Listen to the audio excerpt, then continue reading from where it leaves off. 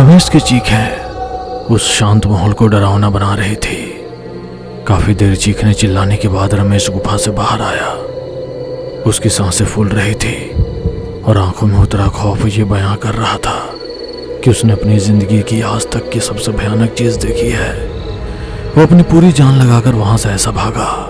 आज तो इनको बहुत समय लग गया, कहीं घर में किसी को पता न चल जाए। उसने सुना कि कोई मेन डोर को बहुत जोरों से पीट रहा है। उसने उठकर तेजी से दरवाजा खोला। रमेश अंदर आया और दरवाजा बंद करके, दरवाजा खोलने में इतनी देर लगती है क्या? लंबी लंबी सांसें लेने लगा।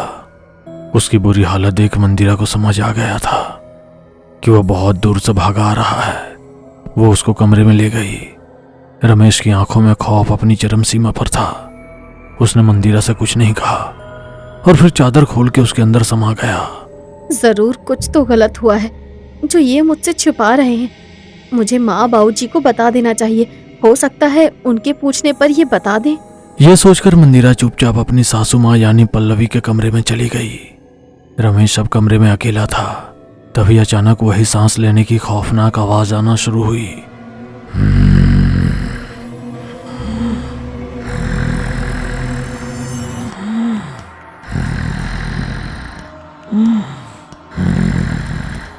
और वो हड़बड़ाता हुआ नींद से जागा। उसके दिल में अजीब सा डर उभर आया। उसने देखा कि वो बेड पर अकेला है तो उसकी परेशानी और बढ़ गई। ये मंदिरा कहाँ चली गई? वो सांसों की आवाज अब और तेज होने लगी।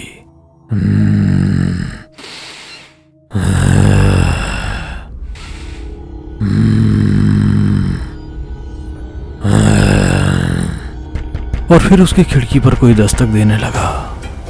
वो डरकर दरवाजे की तरफ भागा और दरवाजा खोलना चाहा, लेकिन दरवाजा बाहर से लॉक था। दरवाजा खोलो, कोई दरवाजा खोलो, मंदिरा, रिंकू, माँ। उसकी आवाजों का कोई जवाब नहीं आया। उसने पलटकर खिड़की की तरफ देखा। कांच पर किसी की परछाई नजर आ रही थी जिसके सर पर 2 बड़े सींग उभरे हुए थे। रमेश बेहद डर गया और अपने बेड के नीचे छिप गया। उसके 3 सेकंड बाद ही खिड़की टूटने का तेज शोर हुआ और उसने अपने मुंह पर हाथ रखकर अपने कंठ से निकलने वाली चीख को गले में ही दबा दिया। उसे खिड़की के पास 2 पैर नजर आए, लाल चमड़ी वाले पैर जिनकी उंगलियों पर काले काले लंबे नाखून थे। वो पैर उसके कमरे में इधर से उधर घूमने लगे और अब वो बेड के करीब आ गए। रमेश का डर के मारे बुरा हाल था और उसने अपनी सांसें तक रोक रखी थी। वो पैर बेड के चारों तरफ घूमने लगे और रमेश उनको ही निहारता रहा। फिर अचानक से वो दोनों पैर दिखने बंद हो गए और बेड पर जोरों की धम-धम होने लगी। हे भगवान, मुझे बचा लो। रमेश को समझ आ गया था कि वो जो भी है बेड के ऊपर चढ़े जोर जोर से कूद रहा है। वो जितनी देर कूदा, रमेश के दिल की धड़कन भी तेजी से चलती रही। फिर अचानक से सब कुछ शांत हो गया। रमेश अब भी बेड से बाहर निकलने की हिम्मत नहीं जुटा पा रहा था, इसीलिए वो नीचे ही रहा। कुछ देर बाद वही हाथ जो हमेशा गुफा के बाहर आता था वो बेड के ऊपर से आया और उसने रमेश का गला पकड़ लिया। रमेश ने उसको खुद से छुड़ाने की नाकाम कोशिश की और फिर बेहोश हो गया। फिर उसी टाइम रमेश के पिता रंजीत कमरे में आए। अरे रमेश बेटा, तेरे कमरे से ये आवाजें कैसी आ रही है? ये कहते हुए उन्होंने कमरे का दरवाजा खोला और जैसे ही सामने देखा उनकी आंखों में भी खौफ उतर आया और एक जोरदार चीख पूरे घर में गूंज गई। ये चीख अब घर के बाकी मेंबर्स के कानों तक पहुंची तो सभी उठकर तेजी से रमेश के कमरे में पहुंचे और वहां जाकर जो उन्होंने देखा उनका शरीर सुन्ने पड़ गया। रंजीत जमीन पर मरा पड़ा था और रमेश उसकी बराबरी में बेहोश पड़ा था। रंजीत। घर में मातम का माहौल छा गया। कुछ देर बाद जब रमेश उठा और अपने पिता को मरा हुआ पाया तो उसकी आंखों से भी आंसू बह निकले। अगले दिन दोपहर तक रंजीत का अंतिम संस्कार कर दिया गया और कई रिश्तेदार वहां आते जाते रहे। रमेश अपने कमरे में पड़ा आंसू बहा रहा था। उसको पल पल ये मलाल हो रहा था कि काश कि वह उस रात उस गुफा के अंदर ना गया होता तो उसके पिता आज जिंदा होते मंदिरा भी हॉल में पल्लवी के पास बैठी हुई थी और दोनों रंजीत के खोने के गम में मुब्तला थी।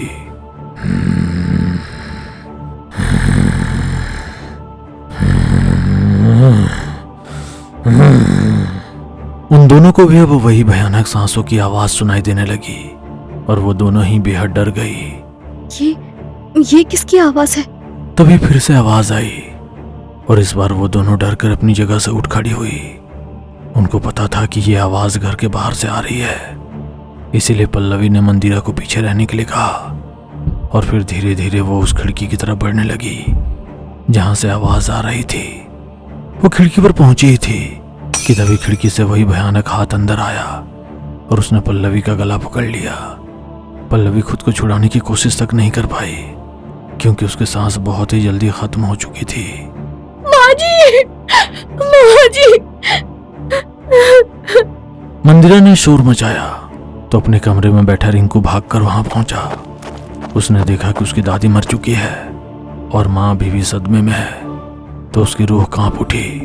उसने खिड़की के बाहर खड़ी हुई उस भयानक चीज को देखा तो उसका दिल दहल उठा।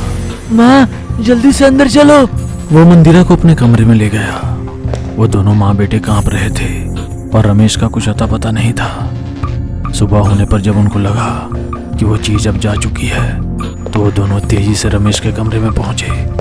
रमेश अभी भी बेखबर सो रहा था। रमेश, रमेश उठिए, उठिए रमेश। मंदिरा ने रमेश को उठाया और उसको सब कुछ बताया। रमेश को ये पता चला कि कल ही उसकी माँ भी खत्म हो चुकी है, तो उसके दिल पर दुखों का मानो पहाड़ टूट गया। अब मैं और अपने परिवार को खत्म होते नहीं देख सकता। मैं आज ही उस अघोरी के पास जाऊंगा। इन तीनों ने दिन को जैसे तैसे काट दिया और शाम होने पर ये शमशान घाट पहुंचे, लेकिन वहां इनको कोई नजर नहीं आया। अब घर जाने की तो इनकी हिम्मत नहीं थी, इसलिए इन्होंने वहीं रुककर अघोरी के आने का इंतजार किया। वो अघोरी तो वापस नहीं आया, लेकिन करीब 10 बजे उनको एक दूसरा अघोरी दिखाई दिया। रमेश ने उस अघोरी को सब कुछ साफ साफ बता दिया। तुमने उस गुफा के राज को जाने बगैर उस विधि में हिस्सा लेकर ठीक नहीं किया। बाबा, मैंने देखा है उस गुफा में। तुमने उस गुफा में छिपा दानव देखा है, लेकिन वो दानव कैसे बना और उस गुफा में क्या कर रहा है ये तुमको नहीं पता। तकरीबन 250 वर्ष पहले राजा विक्रमादित्य के राज में एक ऐसा डाकू हुआ करता था जिसका राज्य में राजा से भी ज्यादा खौफ था। वो राज्य में बसे अमीर लोगों से लूटपाट करता और सभी सोना चांदी लूट लेता था। राजा ने अपने सेना के साथ मिलकर पता लगाया तो पाया कि वो उस गुफा के अंदर रहता है। फिर राजा की सेना ने वहां हमला बोल दिया और उसके सभी साथियों को मार दिया। अब गुफा में वो डाकू और उसका लूटा हुआ धन था।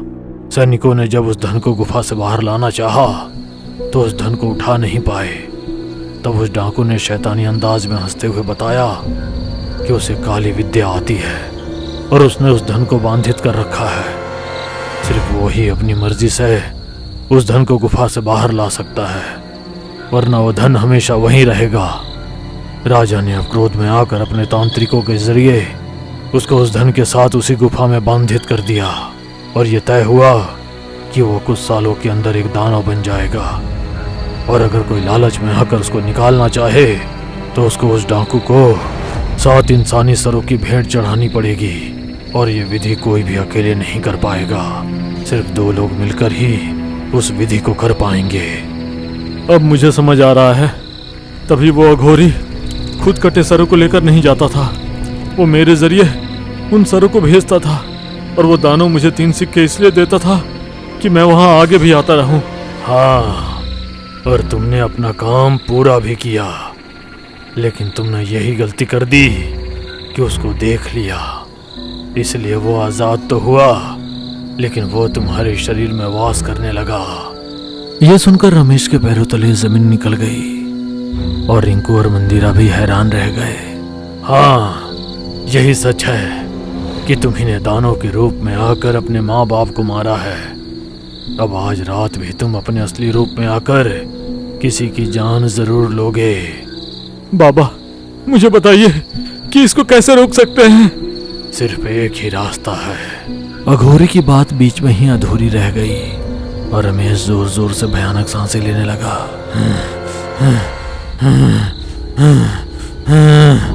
उसका शरीर लाल पड़ गया।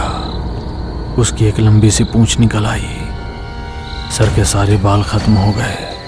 आंखें नीली हो गई। हाथ पैरों के नाखून और दांत लंबे होकर काले रंग के हो गए।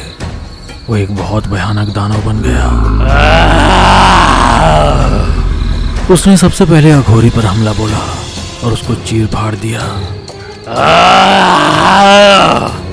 मंदिरा और रिंकू अपनी आंखों से ये खौफनाक मंजर देखकर थर-थर कांप रहे थे। अघोरी को खत्म करने के बाद उस दानव ने उन दोनों पर भी हमला बोल दिया और उनके चिथड़े उड़ा दिए। उसके बाद वो वहां से भाग निकला। वो जाकर उसी गुफा के अंदर उसी खजाने के पास बैठ गया। तब से वो उसी के अंदर कैद है। अगर आप भी उससे खजाना लेना चाहते हैं तो पहुंच जाइए उसके पास, एक इंसानी कटा हुआ सर लेकर।